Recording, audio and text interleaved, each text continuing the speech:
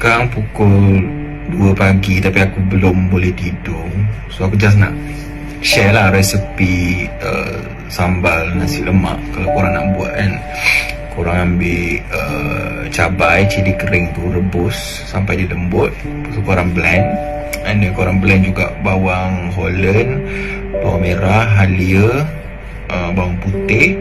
Lepas tu korang tumis lah dengan minyak. And dia campur dengan cabai yang kita dah blend tadi. Lepas tu letak serai, letak air asam jawa, and then letak ikan bilis sikit yang kita dah rendam dengan air panas lah. Lepas tu gaul, lepas tu letak gula, garam, ajinomoto semua.